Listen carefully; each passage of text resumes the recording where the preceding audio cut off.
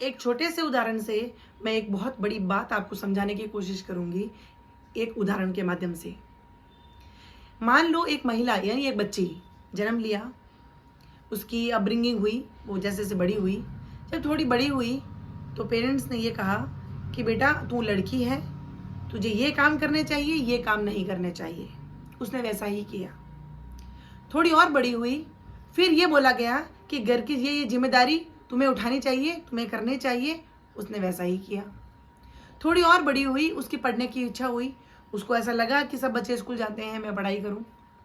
तो उसको ये बताया गया पढ़ के क्या करेगी बेटा, घर का काम सीखो, आखिरकार तुम्हें घर के काम ही करने हैं। उसको लगा ठीक है, क्योंकि आसपास जैसा वातावरण रहेगा, जैसा उसको बताया जाएगा, क्योंकि वो तो अपने हैं, वो तो ब्लड जो उनका है, खून का रिश्ता है उनसे। तो उसने सोचा सही बात है, ये सही बता रहे होंगे। उसने वैसा ही किया। अब बड़ी हो गई तो उसको लगा कि मैं पता नहीं, मुझे कैद जैसा महसूस हो रहा है। उसने बोला कि मैं कुछ करना चाहती हूँ। उसको बोला गया लड़कियों की जगह घर के अंदर होती है, पुरुष बाहर कमाता है, तुम घर के अंदर रहोगी और जैसा पुरुष कहेगा वैसा करोगी। उसने वैसा ही किया। अब बड़ी हो गई, उसको ये बताया गया बेटा हमने ये देखा है, ये लड़का तुम्हारे लायक है, ये घर तुम्हारे लिए सही है, अब हम तुम्हारी शादी कर देंगे इसके साथ, ठीक है। उसने कहा ठीक है, घर के लोग हैं और माता पिता हैं, परिवार वजन है, तो सही कह रहे होंगे। उसने वैसा ही किया। अब ससुराल में चली गई, वापस उसको यही कहा गया कि तुम एक लड़की हो, तुम्हें घर में रहना चाहिए, घर के काम अब जिम्मेदारी तुम्हारी है, सब लोगों की जिम्मेदारी तुम्हारी है। उसने कहा ठीक है। करते करते बच्चे हो गए, अब बच्चों की जिम्मेदारी तुम्हारी है। उसने कहा ठीक है। अब फिर भी उसको लगा कि अब मैं कुछ करूं, तो उसको ये बोला बच्चे बड़े हो रहे हैं, बच्चों की पढ़ाई लिखाई तुम जिम्मेदारी तुम्हारी है।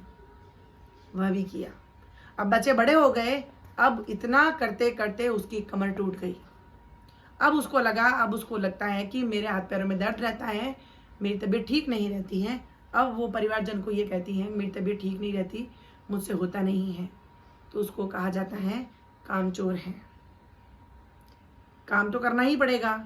उसने फिर वह आग जब भर गई पूरी, तब उसने आवाज उठाई कि मैंने जिंदगी भर वो सब किए जो तुम लोगों ने कहा, मैंने वो कुछ तो किया ही नहीं जो मुझे करना था, मेरा क्या कसूर है।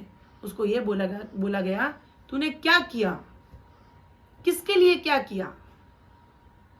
ये कहानी है हर उस लड़की की जिसको जैसा कहा जाता है वैसा ही उसको करने के लिए कहा जाता है और वैसा ही वो करती है।